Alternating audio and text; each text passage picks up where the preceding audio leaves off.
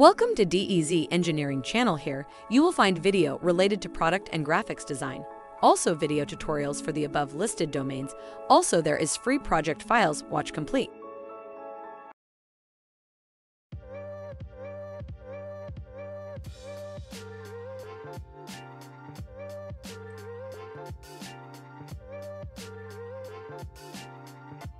Hello all, this is Sandeep Mandal from days engineering. और आज जो हमने कल एक टॉपिक शुरू किया था डिफाइनिंग फास्टनिंग एक्यूरेटली इन शीट मेटल डिज़ाइन, तो आज हम उसी के बारे में बात करेंगे। पहले हमने होल कैसे रहने चाहिए, होल कैसे डिफाइन करने चाहिए depending on screw, depending on MS SS, ये डिस्कस किया हुआ था। अब हम देखेंगे डिफरेंट फास्टनिंग मेथड्स क्या हो सकती है। बोल्ट यूज़ करना है तो नट कौन से यूज़ करें, वेल्ड नट यूज़ करना है, क्लिंचिंग नट यूज़ करना है, रिवेट नट यूज़ करना है।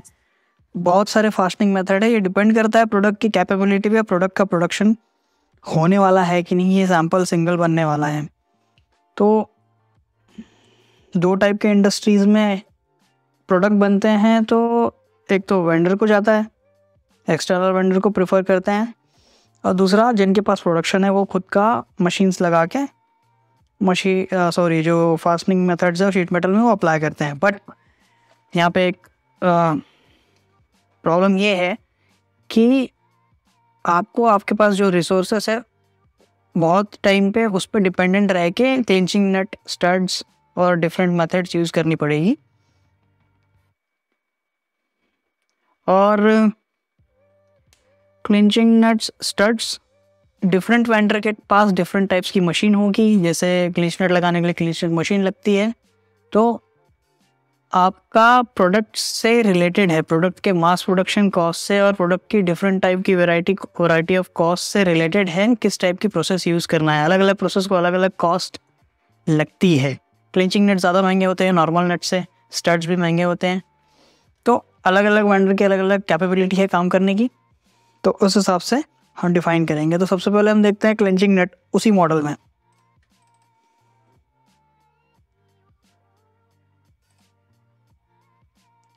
तो सेल्फ क्लिंचिंग नट में क्या होगा, आपको डायमीटर जो देना है क्लिंचिंग करने के लिए, वो सपोज ये एक क्लिंच नट है, ये M3 का, वही मैंने एग्जांपल लिया हुआ है, ये ऊपर जा रहा है।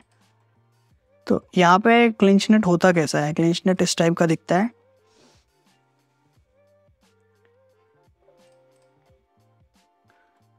तो जैसे ही आपको ये वाला जो डायमीटर है ये देना है, जैसे 3 के लिए 4.22 mm का डायमेंशन देना है होल का।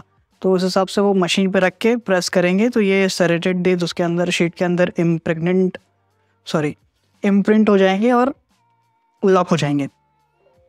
तो इस तरह से डिफरेंट क्लिंचिंग नट्स अवेलेबल है और इनकी कॉस्ट डिपेंडिंग ऑन इनके साइज़ के हिसाब से होती है। तो जनरली हम इसको ट्रांसपेरेंट कर लेते हैं। तो यहाँ पे M5 का क्लिंचिंग नट है, तो यहाँ पे होल साइज़ क्या होना चाहिए, 5.38 का। M6 के हिसाब से क्या होना चाहिए, 6.38 का। तो क्लिंचिंग लगा रहे हो आप, तो आपको होल साइज डिफरेंट देने पड़ेंगे। बाकी ऊपर का जो मैंने स्क्रू के हिसाब से जो दिया है वो वैसे का वैसा ही रहेगा। अब क्लिंचिंग नट का क्या है, ये इंसर्ट हो जाएंगे और यहाँ पे लॉक हो जाएंगे हमेशा के लिए। जनरली वेंडर्स ये भी यूज़ करते हैं क्लिंचिंग नट लगाने के बाद यहाँ पे वेल्ड, स्पॉट वेल्ड करते हैं, बट वैसा नहीं करना है। क्लिंचिंग नट एक बार लग गया तो लग गया। एक और इशू है, इसमें इशू ये है कि अगर आप गलती से स्पॉट वेल्ड हो भी गया तो रीटैपिंग करने की ज़रूरत है। तो ये एक क्लिंचिंग नट वाला एग्जांपल हो गया।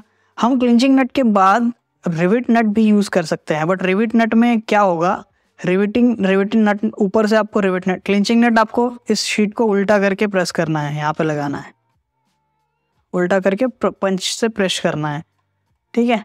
लेकिन रिवेट नट में आपको इस टॉप पोर्शन से ही मशीन को इंसर्ट करना पड़ता है और रिवेटिंग नट को फैलाना पड़ता है अंदर की जो एजेस हैं। तो उसका एक एग्जांपल यहाँ देखते हैं हम।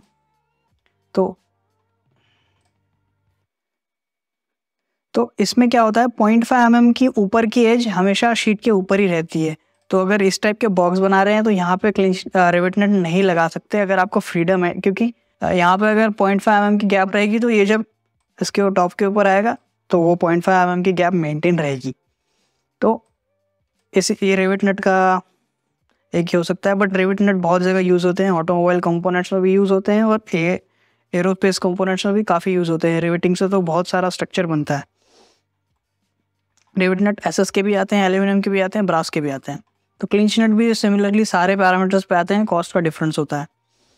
नाउ अब ये एक मेथड हो गई, यहाँ नीचे क्लिंच नट लगाना और ऊपर से इस टॉप को ये रखना और फिर स्क्रू टाइट कर देना। इसमें होल आपके अच्छे से अलाइन रहेंगे, मैचिंग एक्यूरेटली अलाइन होंगे क्लिंच नट यूज़ करने से। बट और एक मेथड ये होगी कि आप दूसरा एक मेथड ये होगा कि आप स्टड्स यूज़ करें, फ्लश हेड स्टड। तो ये एक्सटर्नल थ्रेडेड स्टड्स होते हैं। जैसे मैं आपको इसको उठा के दिखाऊँ तो ये, तो अब उस केस में हमने ऊपर से स्क्रू लगाया है, बट हम क्या करेंगे इस केस में, एक दूसरी फास्टनिंग मेथड ये हो सकती है कि आप एक बार ये जो यहाँ पे थ्रेडेड स्टड दिखा देता हूँ, ये एक्सटर्नल थ्रेडेड स्टड है। इंटरनल थ्रेडेड स्टड भी अवेलेबल होते हैं मार्केट में, तो आप एक्सटर्नल थ्रेडेड स्टड ज़्यादातर यूज़ करते हैं हम। अगर आपको स्क्रू स्टेशनरी रखना है, नट से टाइट करना है, तो यहाँ पे स्क्रू आपने स्टेशनरी रखा है, यहाँ पे एक ये सेरेटेड, इसमें डायमेंशन भी वही देने हैं। सपोज 3 का है तो आप 3.1 मैक्सिमम दे सकते हो, आप और नहीं तो 3 दे देना। तो इसको वैसे ही क्लिंच नट जैसे प्रेस किया जाता है हाइड्रोलिक प्रेस पे या न्यूमेटिक प्रेस से। हाँ, तो इस तरह से इसका जो हेड है वो फ्लश हो जाता है, इस पे दिखेगा नहीं और ये यहाँ पे लॉक हो जाएगा जाके। तो फिर आपको क्या करना है, इसको ये मतलब ये जो स्टड है ये सब इस बॉडी का पार्ट हो गया, कवर का यहाँ पे लग गया, और इसको बस आपको यहाँ पे लगाना है और ये होल से पास हो जाएंगे स्क्रू, और फिर पीछे से नॉर्मल नट से टाइट कर देना है।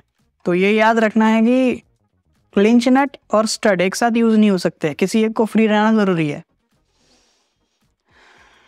जनरली। और एक इशू देखा है जनरली मैंने कि बहुत से वेंडर क्लिंच नट और ये स्टड्स वगैरह ना खरीद के क्या करते हैं, डायरेक्ट ये नट वेल्ड करने की कोशिश करते हैं यहाँ पे, ये नट वेल्ड करने की कोशिश करते हैं यहाँ पे। उससे क्या होता है, ये 100% ये जो नट है ये हिल जाएगा वेल्ड करते टाइम यहाँ पे रख के। फिर आप ऊपर से स्क्रू टाइट करके क्यों ना करो, वो हिलेगा ही हिलेगा। मैंने जितने भी प्रैक्टिकल केस देखे हैं, मेरे को बहुत ज़्यादा प्रॉब्लम फेस हुई है, तो वो होगा ही होगा।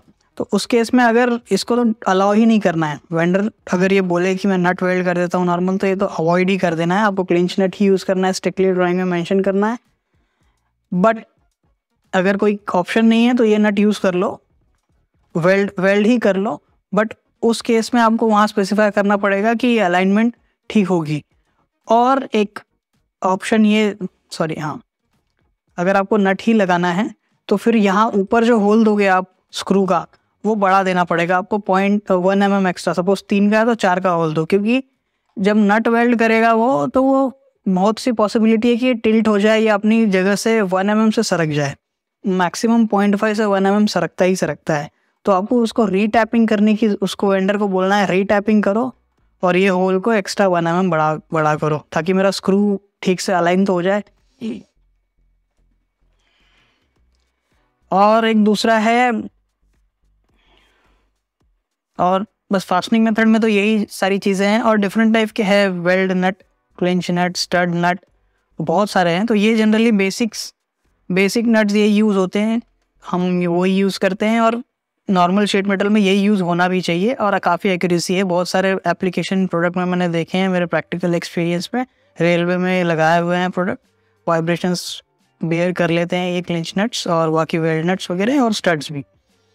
प्लस थ्रू आउट दिस जो भी वीडियो बना रहा हूँ मैं, इसमें मैं आपको अपने प्रैक्टिकल एक्सपीरियंस का अप्रॉक्सीमेट 50% ही बता पाता हूँ।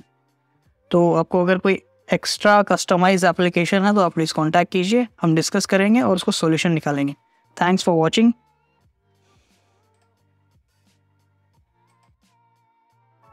Thanks for supporting the DEZ Engineering. Hope you learned something NEW.